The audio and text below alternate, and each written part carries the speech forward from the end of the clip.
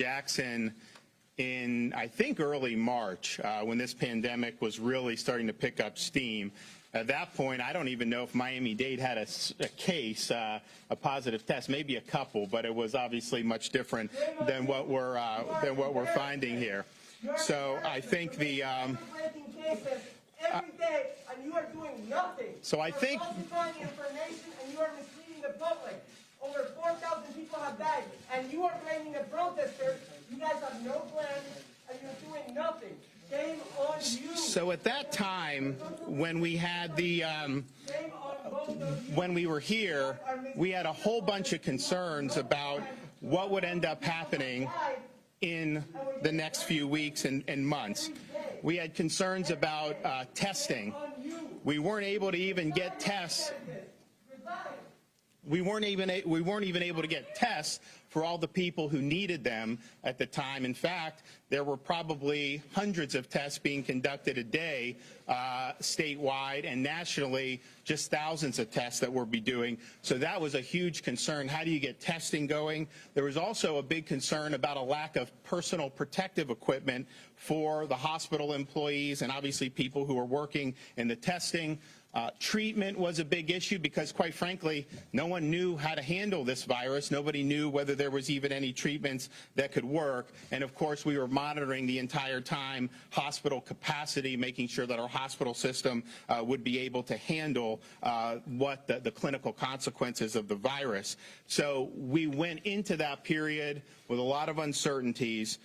Florida was able to get through the March and April wave, but we knew that with regards to this virus, that period wasn't the end, or really even the beginning of the end, but really the end of the beginning. And so throughout May and the beginning part of June, we were fortunate to be able to have a very low rate of people testing positive.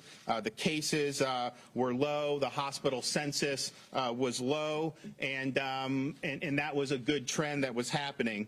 Then as you got into mid-June, you started to see the cases rise. And yes, the testing was rising too, but the percentage of people who were testing positive, instead of being 3, 4, 5% like it had been in May and early June, was now going up to where it ended up hitting even 15% just last week. You also saw an increasing amount of traffic starting in that third week of June for people visiting the emergency department with COVID-like illnesses. Throughout May and early June, it was very low and steady. Same thing with influenza-like illnesses. And of course, we started to see more admissions for coronavirus into our hospital system, particularly here in Miami-Dade County. And I know many Floridians are filled with apprehension as they wonder, what does this mean? What do these trends mean for our health, for our families, and for our jobs? How long is this going to go on for? What's going to happen with things like kids being in school? I hear you, and I, along with our federal partners, our local leaders, and our great medical community, we're working nonstop to be able to respond to this crisis. We have to address the virus with steady resolve. We can't get swept away in fear. We have to understand what's going on, understand that we do need, that we have a long road ahead, but we also have to understand that within the context of the moment. So a comment on some of the cases, because I think that we hear a lot about a number of cases. And that is true, that somebody is tested positive. That creates a case, the way this stuff is reported. It's also important to understand if you have X number of cases, how many tests were conducted to be able to get to that many tests. So, for example, the last 2 days, people have talked about a record number 2 days ago, and then today, not as many, but still a significant amount. 2 days ago, the state of Florida conducted 144,000 cases. To put that in perspective, when we were here in March, we were probably doing hundreds a day. Then we got up to doing 5,000 to 10,000 a day. The whole United States was probably not doing 144,000 tests at the beginning of March. And so that is an enormous amount of tests. Today's report was 112,000, 113,000 tests. That is a huge, huge number Fortunately, although the cases were commensurately high with that testing, the percentage of people who were testing positive has finally started to decline. We'll see if that's a trend or whether that'll be something that is short-lived. Certainly, we can say that the percentage of people who come in and test positive has stabilized. Throughout March and April, we would have typically 90 to 92% of everyone who would test would come back negative. As we got into May and the beginning of June, we would typically have 95% of the people who test would come back negative. More recently, it's been about 85% of the people who test come back negative. We'd like to get that back to where 90+% of the people are testing negative. We think that we think we stabilized. We think we may be going in that direction. It's also the case that, as you've seen more cases, we've also seen a decline in the case fatality rate. So Florida, as of today, was 1.5%.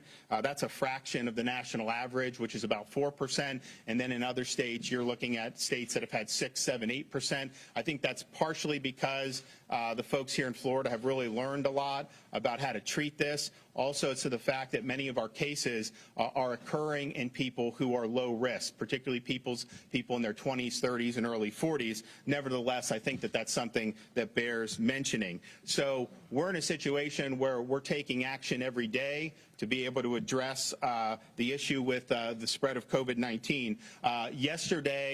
Saturday, we were able to get the therapeutic remdesivir dropped in Florida hospitals across the state.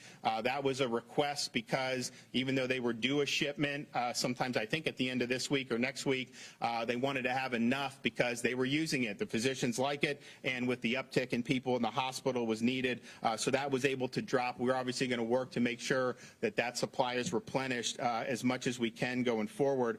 We're also assisting at the state level with places throughout Florida, but particularly in South Florida, with personnel, medical personnel, particularly nurses. Carlos Magoya will talk about, if you look at the number of beds available countywide or statewide, there's a lot of beds available. I think the census statewide, I think there's 13 or 14,000 beds that are available. The key is having the requisite personnel to be able to address not just COVID patients, but also people that come in for things other than COVID. So we've already dedicated 100 personnel that the state had on contract basis to Jackson here in Miami-Dade.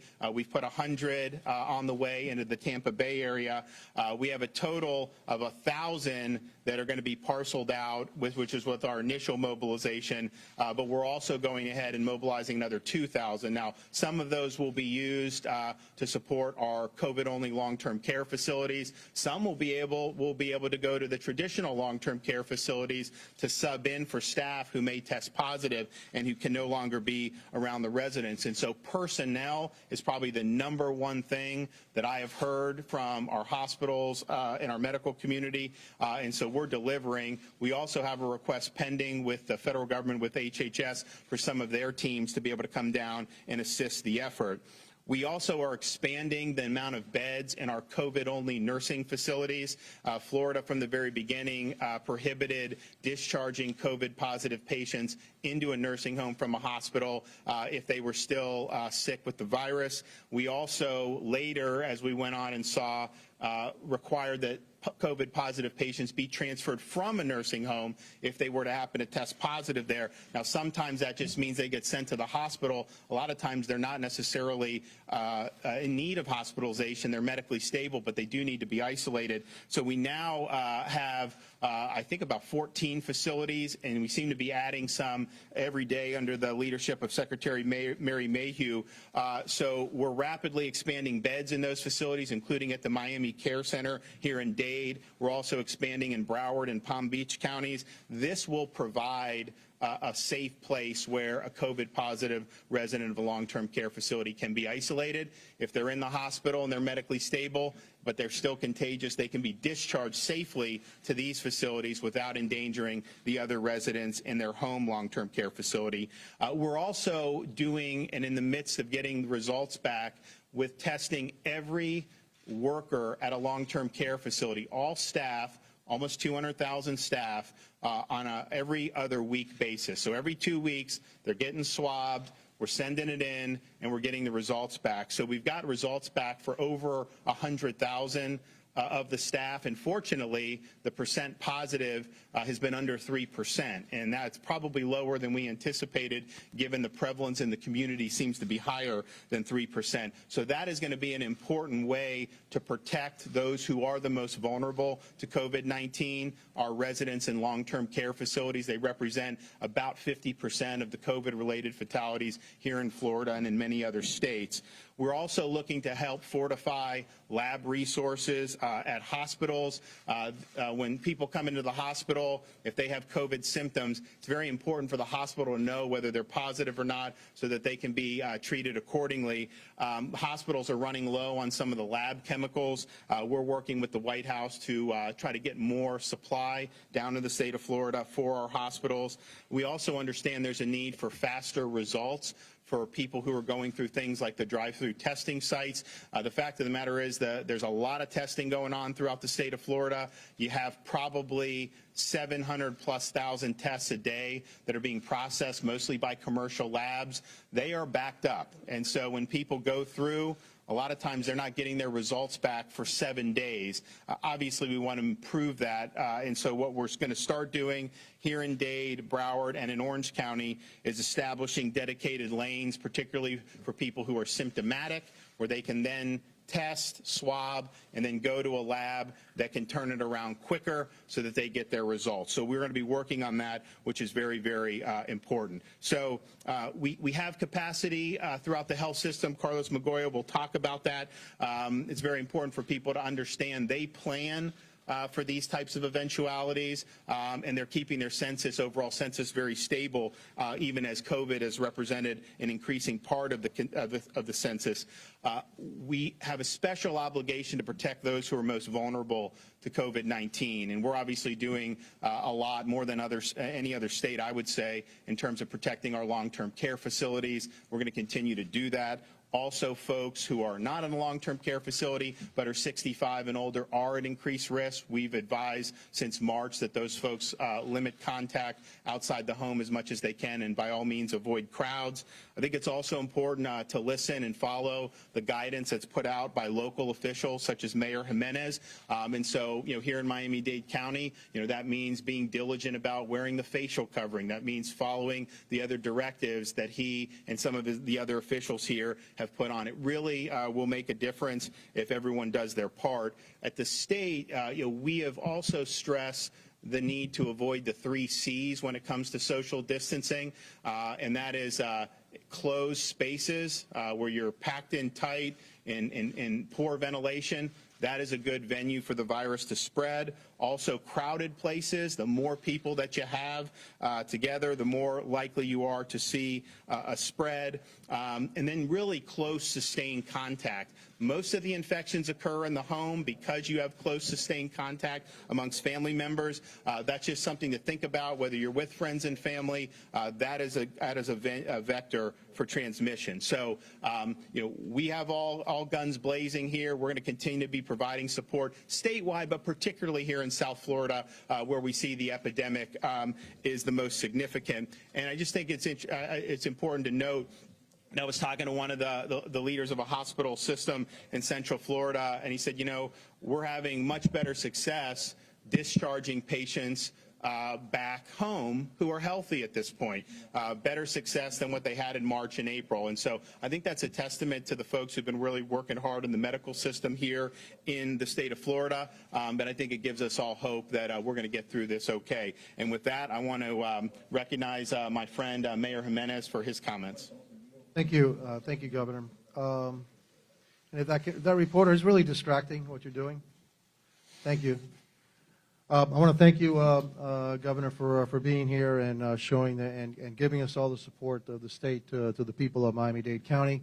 We know that we're going through a rough time here. We have over 2,000 people now in the hospital with COVID-19.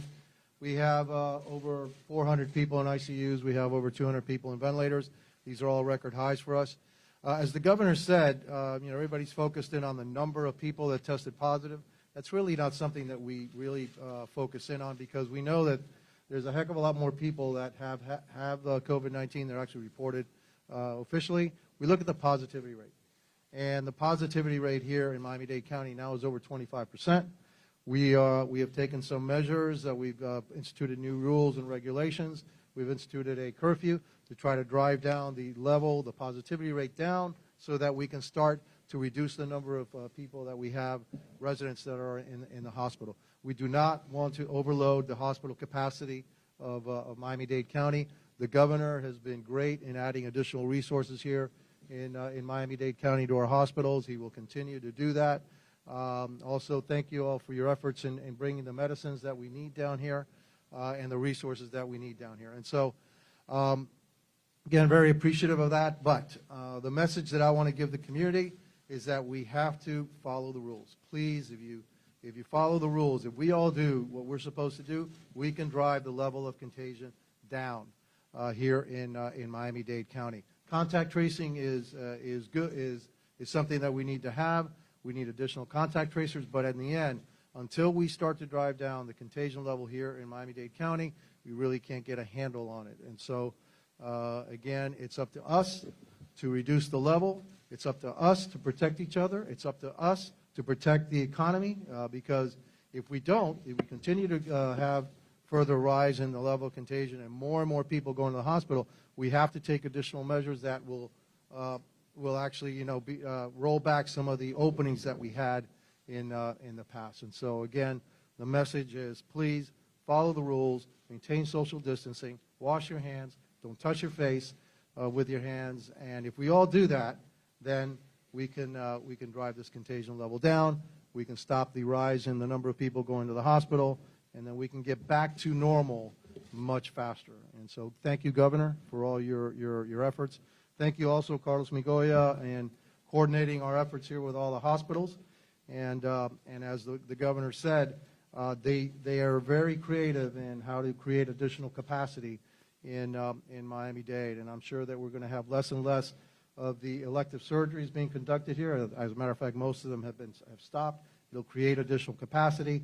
And so we're not there yet, but again, it's up to us to make sure that we never get there. And so with that, I'm going to turn it back over to Carlos Migoya, who's the President and CEO of Jackson Health Systems. Thank you, Mayor. And first of all, I want to thank you, Governor, for being here.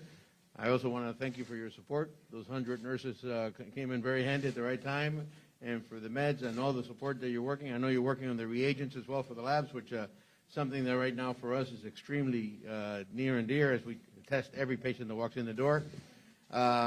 We are entering our 5th month of having COVID patients, probably right around now. This is probably about 4 months ago. I think, Governor, you were absolutely right. It's about the time that you got here, and it was around the time that we had our first patients in the door. And that makes it very, very difficult for all our employees, specifically that are dealing with these patients on a daily stress. It's extremely difficult to every other employee in the hospital. We had an increase of patients over the last 30 days. About 3-4 weeks ago, we were around 200 patients. Today, we're exceeding 400 patients, of which about are in ICUs. The challenge with that is not necessarily the fact that we're running out of it's the fact that so many patients you can't get any more. We have been able to manage from the 200 to the 400 number by maintaining our census the same. How have we done that, you might ask, is the fact that we have reduced the number of surgeries that we're doing. And by doing that, we're getting less non-COVID patients in the door. Our census throughout the system, it runs in the mid-1,300 range at this time of the year. And we've been able to maintain that for the last month in spite of the fact that we went from 200 to 400. That means we have a higher percentage of COVID patients today than we did a month ago. That is obviously very stressful to every employee because we have to make sure that we have the PPE and they're on and make sure everybody's covered and protected. So the 3 things that we work on here every day, which are the extremely, extremely important priorities, are to make sure that we admit only the people that need to be admitted, that we discharge the people once they don't need hospitalization as quickly as possible to make a bed available for the next patient.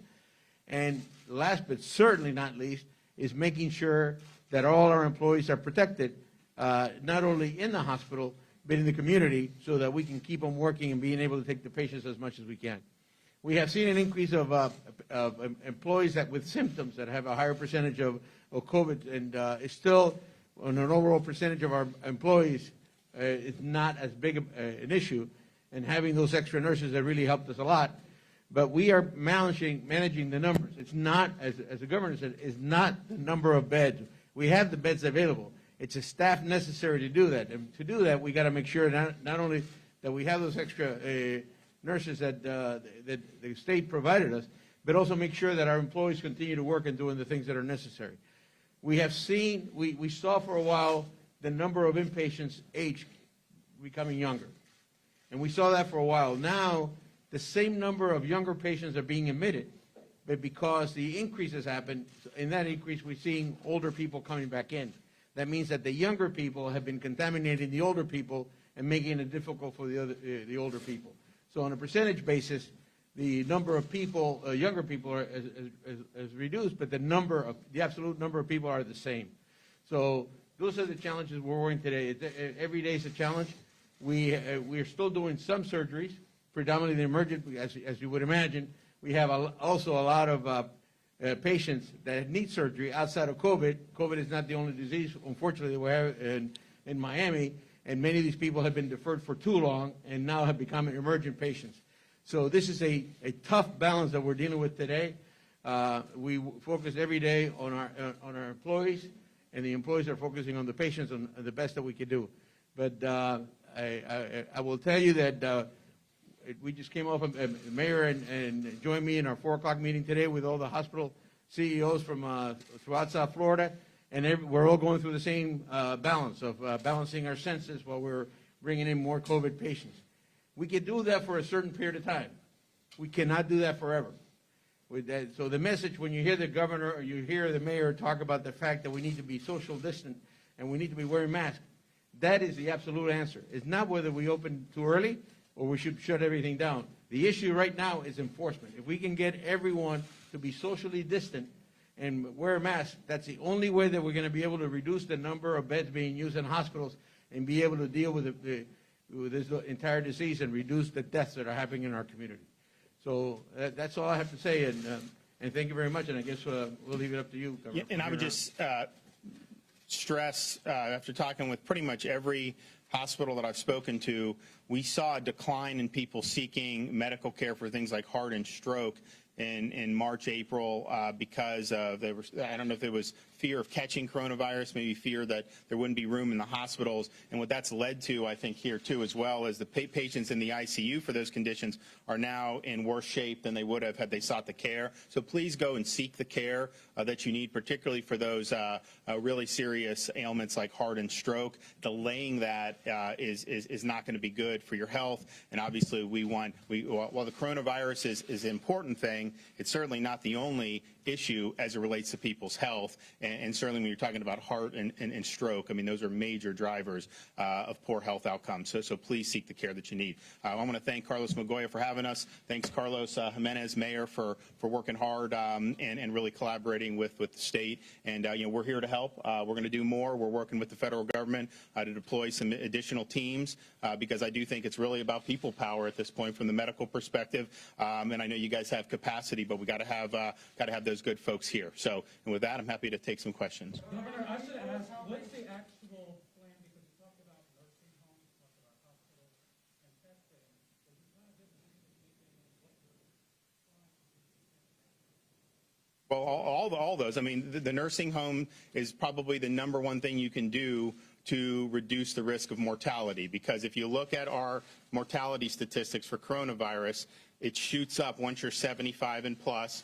And usually it's because you have one or more comorbidities. And so we're going around testing staff at nursing homes, for example. If a staff tests positive, then those residents may be tested. And fortunately, most of them test negative. But if you have one that tests positive, they need to be isolated at things like our COVID-only nursing facility, because if not, it will spread, and that is the most vulnerable population that it will spread to. So that's a huge way to not only reduce the spread, but to protect those who are the most vulnerable to the spread. Look, I wish if you could just stop it, you could stop it. But there's a huge difference between a 21-year-old and an 85-year-old when it comes to this coronavirus. So that is really, really important in terms of our strategy to protect the most vulnerable and reduce infections amongst those who are most susceptible to negative outcomes. Yes, sir. The number of tests, like you mentioned, increased by something like 50,000 from Friday to Saturday, and then again over 100,000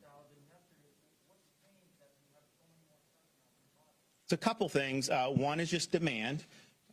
I was going around in May begging people to get tested because the traffic was pretty slow in a lot of our sites. The state, we're operating close to 50 sites, and of course all the hospitals are testing everyone that comes in the door. So you have way more capacity. I mean, we basically have a testing industrial complex now where you can really crank them out. Now, the labs aren't quick as turnaround as we'd like, but that's it. And these nursing home tests, while all of them haven't been reported yet, you know, that's going to be 200,000 tests every 2 weeks, just continuing to come in.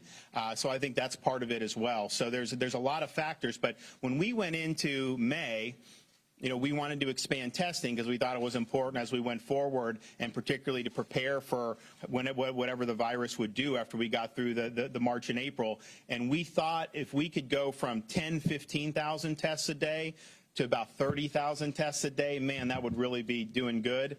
We're now, I mean, I think we've probably averaged in the last week probably close to 100,000 tests a day. So when you're looking at the cases, just understand that we are diagnosing a lot of people who are either completely asymptomatic or who have very minimal symptoms. And so that's a good thing, because then those individuals can be isolated. They know they have it. They may be contagious still. But it doesn't necessarily mean all the people that are going to test are ill. What we're finding is there's a fraction of people that go more for employment reasons. There's another fraction of people who may feel they were exposed to somebody who did test positive. And so we have the ability to do that. But it's much different to look at cases today than it was in, say, March or so. So some of the states that had bigger outbreaks then, you know, they had high cases, but they were doing 20, 25,000 tests a day and getting 10,000 positives. You know, if they were doing 140,000, they would have 60 or 70,000 positives. So it's a little bit different in terms of what's going on here now. We do have a lot of testing capacity, and we have a criteria, which is basically if you want to test, you know, come to one of the sites and do it. There's no symptomatic screen and there's no age screen. So that's just generating cases that are not clinically consequential, but important to know. But I think that we're going to continue to do the long-term care every 2 weeks, so that's going to be enough. And then we'll see what the traffic looks like with this. You know, Miami's been a little different because I think they've had pretty consistent traffic on their test sites, on their ED visits. You know, we've actually had a weak decline statewide in COVID-like illness ED visits. We had been basically flat all through May, beginning of June, and then it went up and really crested kind of the last part of June, kind of plateaued for a little bit, and then now it's come down. And so we hope that's now a 6 or 7 day trend statewide. We hope to see that. We are seeing some pretty good indicators, even though, you know, when the Sunday numbers came out, everyone was talking about, oh, the number of cases. I was looking inside that and saw some trends where you see positivity going back down in some pretty key counties throughout Central Florida and other parts of Florida. So we look for those trends as well, and I think some of those trends are positive. I think, you know, our biggest concern is South Florida right now, and that's why we worked hard to get the medicine. We're working hard on and this is just the beginning of the staff support. You know, we're here to do more. We need to do more because we understand the challenge and we want to be there to help. Especially you're talking about an increased number of testing with employees causes the backlog at the lab. So does the state have the funding to increase staffing at these labs? They're mostly private labs. So like we have labs, we have 3 state labs, but they do a limited number. I mean, they're doing, I think, about 1,000 a day, which is helpful. That's a 24-hour turnaround.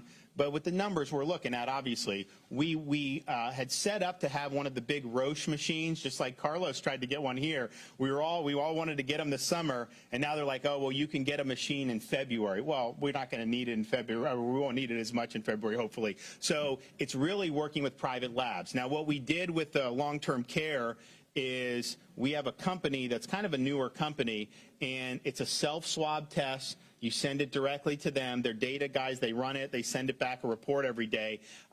That's what we're looking to do, something like that for our symptomatic drive-through test takers. So someone that's exhibiting, legitimate symptoms, we want to know, do you have it or not? And so we can do that and maybe get a quicker turnaround on that subset. The problem with like all the big labs is that we went from testing 100,000 a day as a country, and then even as we got into April, May, we were kind of like 400,000. Well, now in the last like 6 weeks, we're now in like over 700,000. I mean, Florida alone, we tested more in one day than some other countries have tested. I mean, Taiwan, I think, has tested less than 100,000 people. So that's just the challenge is that. And I don't know that there's. They have limited capacity. So you have, they're getting backed up. They're getting hundreds of thousands sent every day. And the turnaround time is just not what we would want it to be. We were hoping to be, we wanted 48 hours. That was our agreement with some of these labs.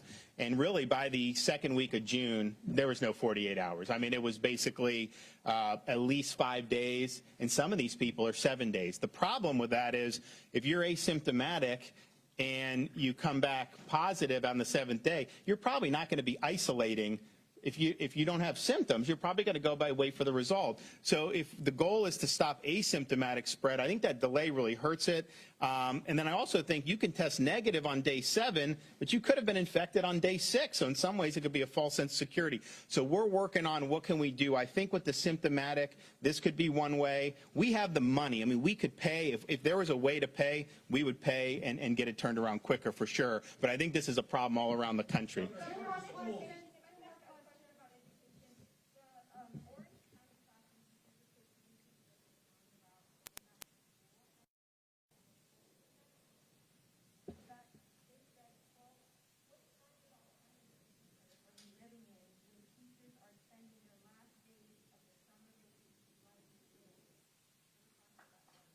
Well, look, I mean, obviously, we want to have safe environments across the state. I mean, we've obviously had a lot of operations have been going on, government. We've had a lot of private sector businesses and everything, and I think all those have wanted to take the appropriate precautions. I would just note when you're looking at the schools, I think that one, a lot of parents want to have the option to send them back, but I also think parents should have the option to not. To do virtual if that's what they want to do. I believe in school choice. The science on it, I think, is pretty clear about kids being extremely low risk when it comes to this virus. And not only that, but they are not considered vectors of transmission. And that's been shown in Sweden, in Switzerland.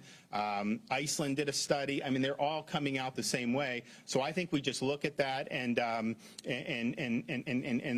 go. But I think you can do it safely. And I think that these countries are showing, that it could be done safely. But I do think parents should have the ability to opt for virtual if they want to. Yes, sir. Would you consider rolling back the statewide? Let me go here. Are there any restrictions you may look at considering the K-12? Well, so here's the thing. I'm not going to dictate, how everything goes. I think that you have Miami is looking at a different situation. You're going to have a lot of school districts around the state that are going to just go open up, and that's going to be it because they haven't faced, a similar epidemic that you've seen in places like Miami-Dade County. So I've told the Commissioner of Education, work with these districts collaboratively, understand that we have a very diverse state. That's been my approach to almost all of this stuff, recognizing that the response here is just going to be different than it would be in different parts of the state. And I think that there's other parts of the state, for example, address coronavirus much differently, but it's been effective for their area. And I think the same thing should be true here. I just, my fear on this is the amount of damage that will be done if kids have no options to get back to school. We've put a lot of effort into virtual education in Florida. I think we mitigated the damage better than a lot of states, but I'll tell you, there's a gap that has developed.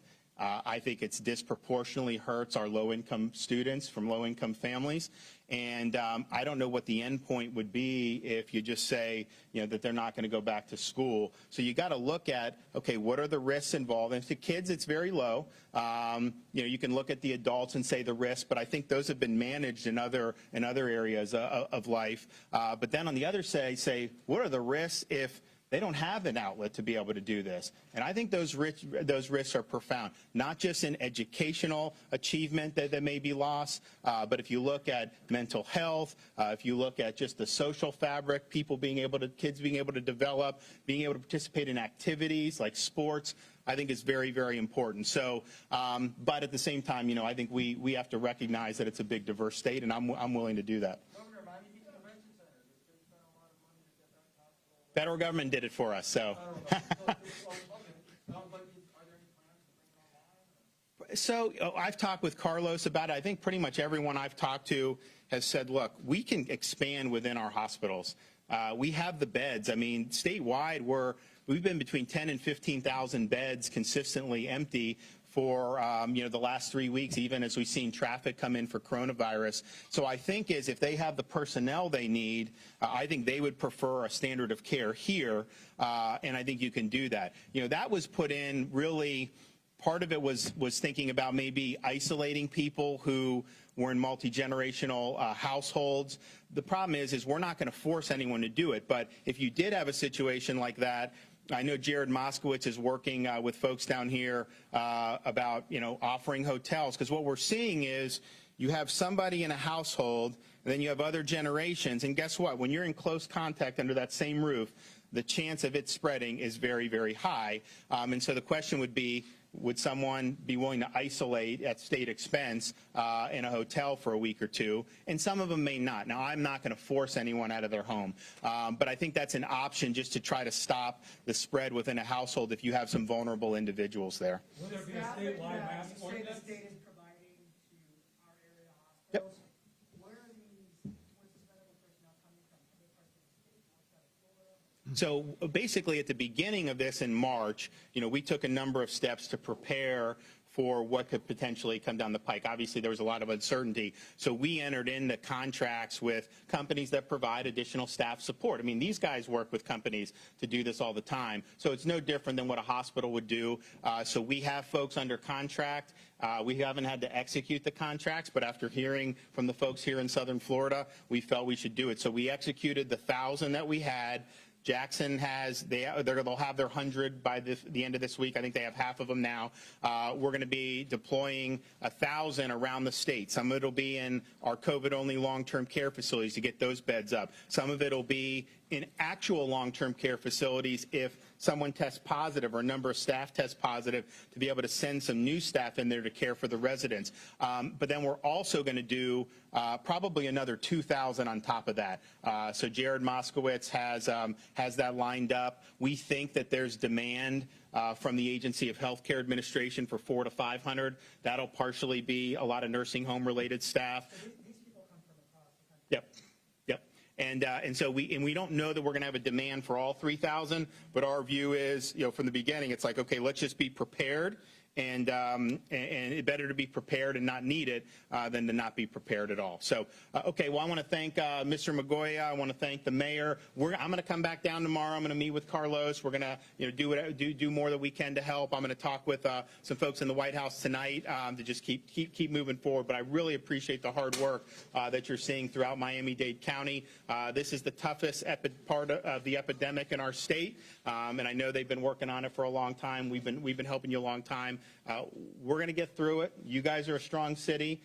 You're a strong county. And you're really a great engine for the state of Florida. So, it's not necessarily going to be easy, but I'm 100% confident that we're going to get through this in good stead. Thank you, Governor. Why not a statewide mask mandate?